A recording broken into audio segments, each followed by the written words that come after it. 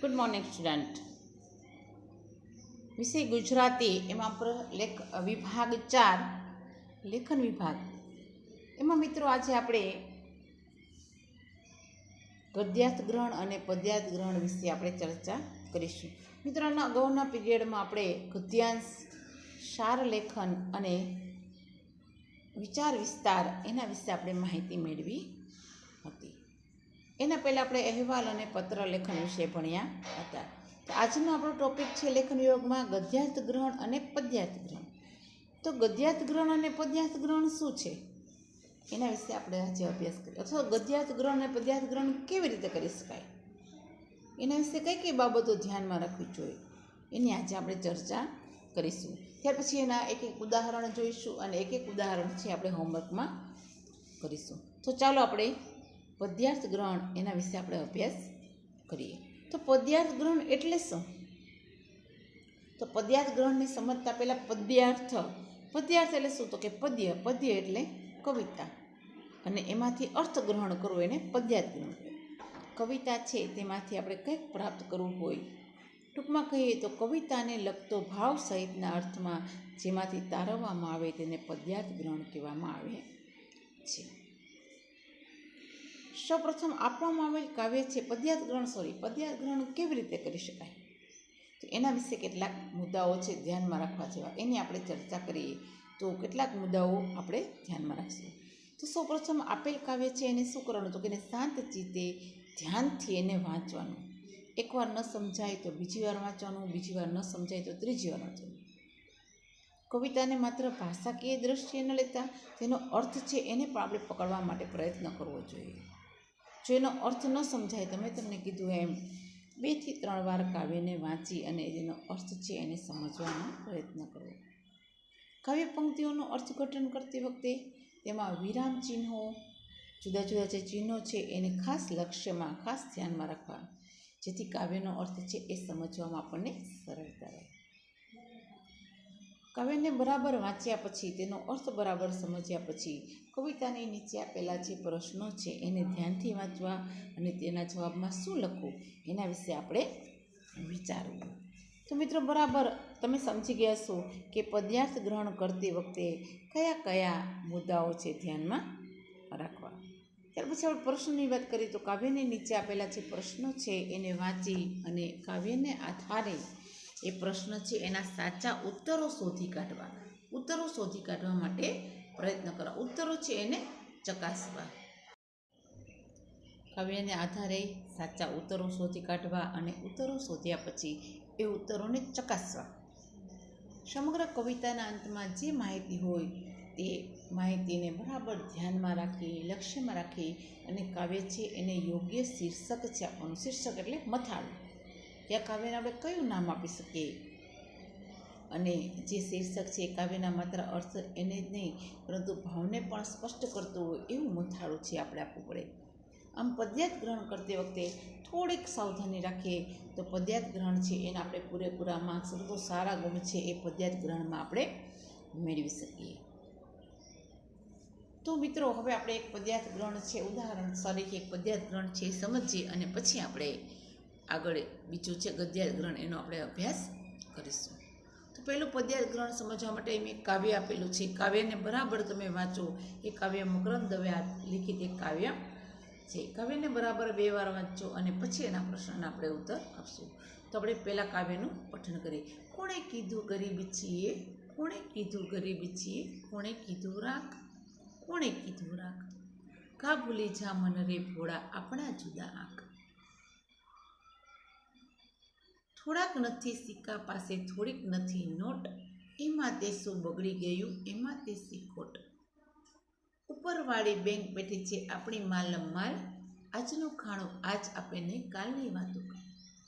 મિત્રો બરાબર આ કાવ્ય છે એને સમજો, પછીની પંક્તિઓ આપણે પછી લઈશું. પહેલાં 4 પંક્તિઓ છે એને આપણે બરાબર સમજીએ.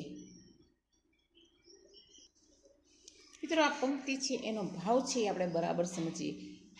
કવિ કહે છે કે કોણે કીધું કે આપણે ગરીબ છીએ અને કોણ કે આપણે રાખ છીએ, અને પોતાના મનને સમજાવતા કહે છે કે કેમ ભોળા, પોતાના મનને કોઈ ભોળું કહે છે કે કેમ ભોળા મન તું નથી સમજતો કે આપણા દરેક કરતાં આપણું જે ગણિત છે, આપણા જીવન વિશેનો જે વિચાર છે એ કંઈક જુદો જ છે. આપણા જુદા એટલે હોવું એટલે તો કે જીવનનું ગણિત કંઈક અલગ હોવું. આપણા જીવનનું ગણિત છે એ કંઈક અલગ જ છે. આપણી પાસે થોડાક સિક્કા નથી અને થોડીક નોટ નથી, એમાં તે શું, એમાં કાંઈ બગડી થોડું ગયું છે, એમાં કાંઈ ખોટ નથી. જીવનમાં ટૂંકમાં કહેવાનો મતલબ એવો છે કે જીવનમાં સિક્કા અને નોટ એટલે કે પૈસો છે એ મહત્ત્વનો નથી. પૈસા સિવાય પણ ઘણી બધી વસ્તુ મહત્ત્વની છે.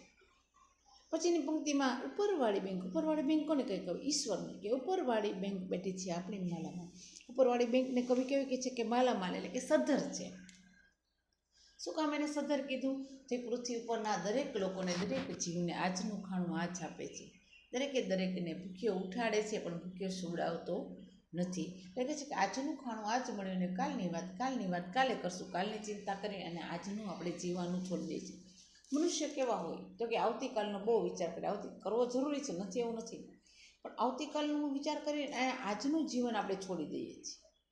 આજનું જીવન છે એને આપણે જીવી શકતા નથી. તો એ કવિ કહે છે કે જીવનમાં સાદા અને સાત્વિક જીવનની વાત કરતાં કવિ કહે છે કે જીવનમાં નોટ અને સિક્કાનું બહુ મહત્ત્વ નથી. ટૂંકમાં પૈસાનું બહુ મહત્ત્વ નથી. પૈસા સિવાય પણ ઘણું બધું બીજું મહત્ત્વનું છે. અને ઈશ્વરની પર શ્રદ્ધા રાખીને કે જે ઈશ્વર છે દરેક કીડીને કણ અને હાથીને મારતું કહેવત છે કે ઈશ્વર આપી રહે છે. હવે ત્યાર પછીની પંક્તિઓ છે એનો આપણે ભાવાર્થ કરીશું. ધૂળીએ મારક કંઈક મળે જો આપણા જેવો સાથ, સુખ દુઃખની વાર્તા કહેતા બાથમાં પીળી પાત, ખુલ્લા ખેતર અળખે પડખે માથે નીલું આપ, વચ્ચે નાનું ગામડું બેઠું ક્યાં છે આવો લાભ, સોનાની તો સાંકડી ગલી હેતું ગણતું હેત, દોઢિયા માટે દોડતા એમાં જીવતા જોને પ્રેત, માનવી ભાડી અમથું આપણું ફોરે વાલ, નોટને સિક્કા નાખ નદીમાં ધૂળીએ મારક ચાલ. બહુ સરસ મજાની કવિએ વાત કરી કે આ ધૂળીએ માર્ગ એટલે કે સાદા અને સાત્વિક જીવનનો જે માર્ગ છે એમાં આપણા જેવા ઘણા બધા મનુષ્ય છે મળી જાય. જીવનમાં પૈસા અને સમૃદ્ધિ કરતાં મનુષ્ય વચ્ચેનો જે પ્રેમ છે એ જ ખૂબ જરૂરી છે. તો આપણા જેવા મનુષ્ય મળે એની સાથે આપણા સુખ દુઃખની વાતો કહેતા એકબીજાના હાથમાં હાથ નાખી અને આપણે ચાલ્યું જવાનું છે. જીવનમાં મહત્ત્વનું હોય તો માણસ વચ્ચેનો પ્રેમ જ છે. પછીની પંક્તિમાં ગામડાનું સરસ મજાનું વાતાવરણ છે, પ્રાકૃતિક સૌંદર્યની વાત કરતાં કહે છે કે ગામડાનું જે જીવન છે એમાં ખુલ્લા ખેતર અડખે પડખે અને ઉપર નીલું આપ છે અને વચ્ચે નાનકડું સરસ મજાનું ગામડું બેઠું. આવું લાભ આપણને ક્યાંથી મળે? અને ત્યાર પછી સોનાની સાંકળી ગલી, સમૃદ્ધ લોકો છે, જે પૈસા પાત્ર લોકો છે એની વાત કરતા કવિ કહે છે કે સોનાની તો સાંકળી ગલી, સમૃદ્ધ લોકો છે એનું સંકુચિત મન હોય છે, એ હેતુ ગણતું હેત, પ્રેમ છે એ પણ ગણીને કરે છે, એનો પણ હિસાબ રાખે છે. અને દોઢિયા એટલે પૈસા, જ્યાં સોનાની સાંકળી ગઈ છે, સમૃદ્ધ લોકો છે, પૈસા માટે જે દોડતા લોકો છે, પૈસા પાછળ ગાંડા છે, એની વાત કરતાં કવિ કહે છે કે દોઢિયા માટે દોડતા એમાં છે. માણસો છે એને પૈસાની પાછળ આંધળી દોટ મૂકી છે. પૈસો બસ. ત્યાં પ્રેમ છે એ પણ વિચારીને કરવાનો છે. એની સાંકળી ગયેલી છે એવું કીધું, એનું મન છે સંકુચિત છે. અને એટલે જ કવિ કહે છે કે માનવી ભાડી અમથું આપણું ફોરે વાલ, નોટને સિક્કા નાખનું. જીવનની આ બધી માયા છે એને મૂકી અને સાદા અને સાત્વિક જીવન તરફ ચાલ. આપણે શું કામ દોડીએ છીએ? કાલનો વિચાર કરી અને આજનું આપણે જીવવાનું છે છોડી દઈએ છીએ. એટલે કવિ કહે છે કે જીવનમાં સાદો અને સાત્વિક માર્ગ પસંદ કરો ને તો તમારે ક્યાંય બહુ દોડવું નહીં. જીવન છે એને જીવો સત્કાર્યની અંદર. આપણા માટે નહીં, સ્વાર્થી બની ગઈ છે. આપણા માટે જ જીવીએ છીએ, બીજા માટે નહીં. તો કવિ કહે છે કે લોકોની સાથે હળી ભળી અને આનંદથી મોજ કરતા જિંદગી છે જીવો, એવી કવિ વાત કહે છે. આ કાવ્યના કવિ છે મકરંદ વજેશંકર દવે.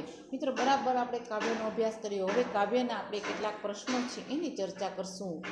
તો કવિ પાસે શું નથી? આપણે કાવ્ય બરાબર વાંચ્યું. પહેલી જ પંક્તિ છે કે થોડાક નથી સિક્કા પાસે, થોડીક નથી નોટ. એમાં તે શું બગડી ગયું, એમાં તે શું ખોટ. સરસ મજાની વાત કરી કે આપણી પાસે થોડાક સિક્કા અને થોડીક ચલણી નોટો એટલે કે પૈસા નથી. આપણે સામાન્ય છીએ, બહુ રૂપિયાવાળા નથી, એવું કવિ છે કહે છે કે આપણી પાસે થોડાક સિક્કા અને થોડીક નોટ નથી. ઉપરવાળી બેંક એટલે શું? એની શી વિશેષતા છે? તો ઉપરવાળી બેંક એટલે ઉપરવાળી બેંક એટલે ઈશ્વર. કવિ પોતાના મનને કેવું કહે છે? તો કવિ પોતાના મનને ભોળું કહે છે. ઉપરવાળી બેંકને કવિ કેવી કહે છે? તો કે ઉપરવાળી બેંક છે એને કવિ માલામાલ એટલે કે પૈસાદાર છે એવું કહે છે. ત્યાર પછીનો પ્રશ્ન છે એ કવિ કેવા માર્ગે ચાલવાનું કહે છે?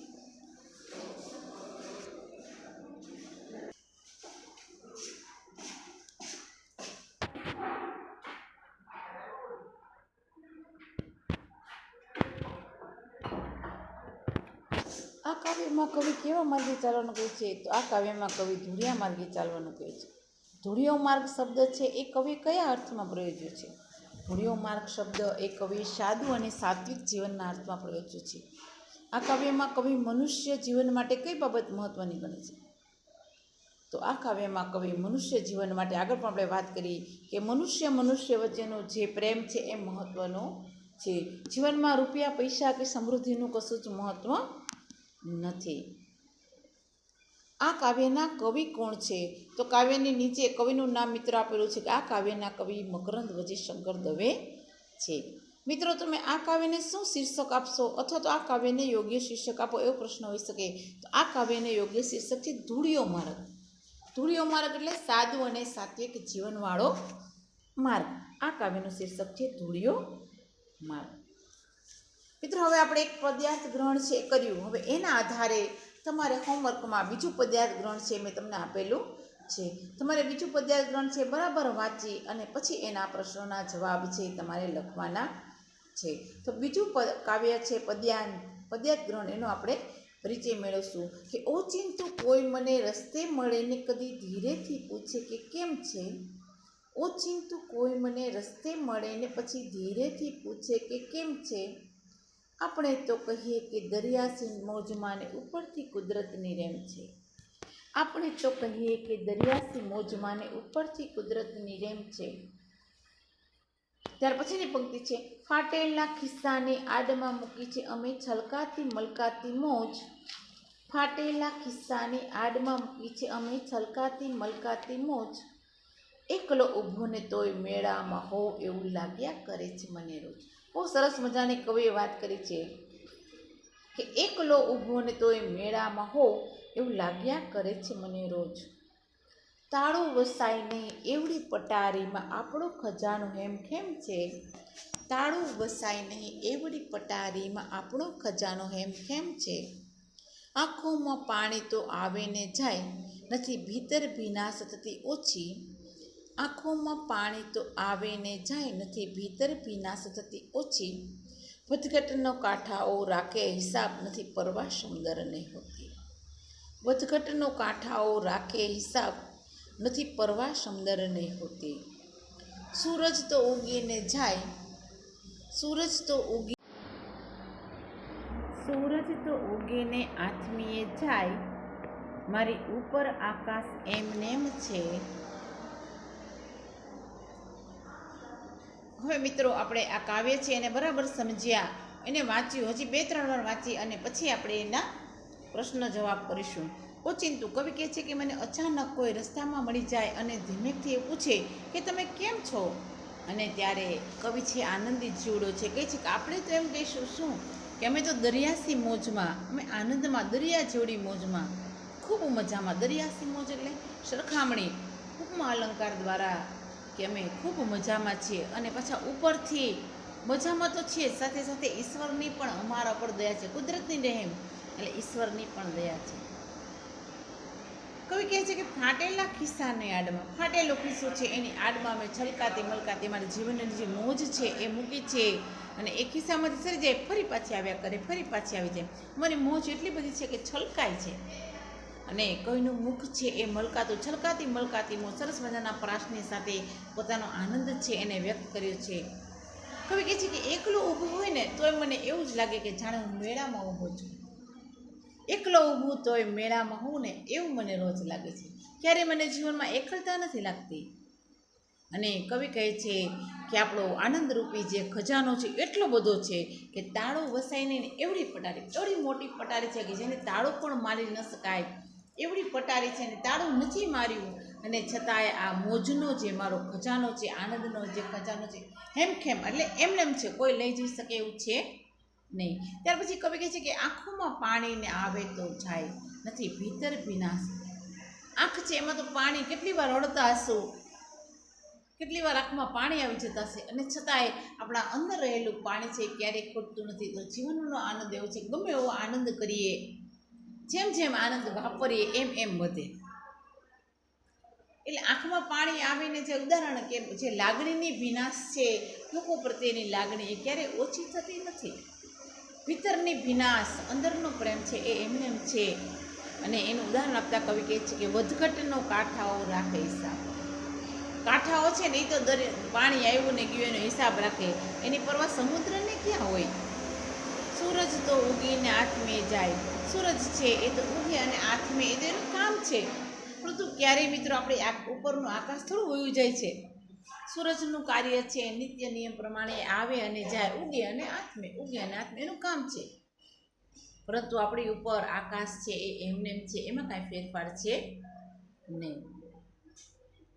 તો પ્રશ્ન છે કવિને ઓચિંતું કોઈ કેવો પ્રશ્ન કરે, તો પ્રશ્ન આપણે જોઈએ કે ઓચિંતું કોઈ મને રસ્તે મળે ને કદી ધીરેથી પૂછે કે કેમ છે. તો ઓચિંતું કવિને કોઈ પ્રશ્ન કરે કે તમે કેમ છો, અને એના પ્રશ્નના જવાબમાં બીજો પ્રશ્ન છે કે કવિ પ્રશ્નનો શું જવાબ આપે. તો કવિ પ્રશ્નનો જવાબ આપે કે દરિયાસી મોજમાં ખૂબ આનંદમાં છીએ. દરિયાસી મોજના દ્વારા શું કવિ કહે, દરિયાસી એટલે દરિયા જેવડો ખૂબ અમે આનંદમાં છીએ, ખૂબ અમે મોજમાં છીએ, અમને કાંઈ ચિંતા છે નહીં. કવિએ પોતાની મોજને ક્યાં મૂકી છે. પંક્તિમાં એ પૂછે કે કવિએ પોતાની મોજને ફાટેલા ખિસ્સાની આડમાં, કવિ છે એને પોતાની મોજ છે, પોતાનો આનંદ છે એને ફાટેલા ખિસ્સાની આડમાં, ફાટેલા ખિસ્સામાં મૂકી છે, અને છતાંય મોજ વહી જશે એવી એને કશી ચિંતા છે નહીં. એટલે કવિએ પોતાની મોજને ફાટેલા ખિસ્સાની આડમાં મૂકી છે. હવે કાવ્યને યોગ્ય શીર્ષક શું આપશે. મિત્રો કાવ્ય વાંચતા તમને ખબર પડી છે કે કાવ્યમાં શું કહેવામાં આવ્યું છે કે જીવનના મોજની વાત કરવામાં આવે છે. તો જીવનનો આનંદ, જીવનની મોજ છે એવું તમે શીર્ષક આપી શકો. ત્યાર પછીનો બીજું પદ્યાંશ છે એ મિત્રો હું માત્ર વાંચીશ જ, એ તમારે જ કરવાનું છે, અને તમારે જે એનો જવાબ છે એ જાતે, હું માત્ર પઠન કરીશ, પ્રશ્નોત્તર છે એ તમારે જાતે કરવાના રહેશે. તો ચાલો આપણે કાવ્ય 2 છે એનું આપણે પઠન કરીએ. મને એ જ સમજાતું નથી કે આવું શાને થાય છે, મને એ જ સમજાતું નથી કે આવું શાને થાય છે. ફૂલડાઓ ડૂબી જતા અને પથ્થરો તરી જાય છે, ફૂલડાઓ ડૂબી જતા અને પથ્થરો તરી જાય છે. ટળ વડે તરસ્યા જ્યાં જે વાદળી વેરણ બને છે, ટળ વડે તરસ્યા જ્યાં જે વાદળી વેરણ બને છે, અને તે જ વાદળી રણમાં ધૂમ મુશળધાર વરસી જાય છે. કરહીણા ઘૂમે હજારો ઠોકરાતા ઠેર ઠેર, કરહીણા, હીણા એટલે વગરના, કરહીણા ઘૂમે હજારો ઠોકરાતા ઠેર ઠેર, ને ગગનચુંબી મહેલો સૂના રહી જાય છે, ને ગગનચુંબી મહેલો સૂના રહી જાય છે. મને એ જ સમજાતું નથી કે આવું શાને થાય છે. દેવડીએ દંડાય છે ચોર મુઠ્ઠી ઝારનાને, લાખ ખાંડી લૂંટનારા મહેફિલે મંડાય છે. દેવડીએ દંડાય છે ચોર મુઠ્ઠી ઝારના, ઝાર એટલે જુવાર, મુઠ્ઠી જુવાર ચોરનાર છે એને દંડ કરવામાં આવે છે. અને કાળા બજારિયાઓ છે એની વાત કરી કે લાખ ખાંડી લૂંટનારા મહેફિલે મંડાય છે. વધારે દ્રઢ બનાવવા કવિ કહે છે કે કામધેનુને મળે ના એક સૂકું તણકલું ને, લીલાછમ ખેતરો સો આખલા જરી જાય. કામધેનુ છે જે ઈચ્છિત ફળ આપે, દૂધ આપે છે એવી કામધેનુ છે એને એક સૂકું તણકલું પણ મળતું નથી, અને આખલાઓ છે જે કાંઈ કામના નથી, એ આખા ખેતરો છે એ આખલાઓ તરી જાય છે. અને કાવ્યની છેલ્લી પંક્તિ છે એમાં કહ્યું કે છે ગરીબોના કુબામાં તેલનું ટીપું દોયેલું ને, શ્રીમંતોની કબર પર ઘીના દેવું. ગરીબ છે એના માણસના ઘરમાં તેલનું ટીપું પણ તમને જોવા મળતું નથી, અને શ્રીમંતોની કબર પર ઘીના દેવા કરવામાં આવે છે, નાહક વ્યર્થ ખર્ચ કરવામાં આવે છે. અને અને એટલે જ કવિ એક સરસ મજાની વાત કરી છે એક પંક્તિમાં કે દુઃખીના દુઃખની વાતો સુખી ના સમજી શકે, સુખી જો સમજી શકે તો દુઃખ વિશ્વમાં ના રહે. સરસ મજાની વાત, આ ભાવ છે એ આ પંક્તિમાં કવિ આપ્યો છે. પ્રથમ પંક્તિમાં કવિને શું સમજાતું નથી, ત્યાર પછી કવિ કહે છે કોણ ડૂબી જાય છે અને કોણ તરી જાય છે, વાદળી ક્યાં મુસળધાર વરસી જાય છે, કામધેનુની સી દશા છે. અંતિમ પંક્તિઓમાં કવિએ શું કટાક્ષ કર્યો છે અને કાવ્યને યોગ્ય શીર્ષક આપો. તો મિત્રો અહીં આપણે આ પદ્યાર્થ ગ્રહણ છે પૂરું કર્યું. હવે પછીના આગળ આપણે ગદ્યાર્થ ગ્રહણ છે એની આપણે માહિતી મેળવીશું. પદ્યાર્થ ગ્રહણની જેમ જ ગદ્યાર્થ ગ્રહણ છે એનો આપણે અભ્યાસ કરીશું.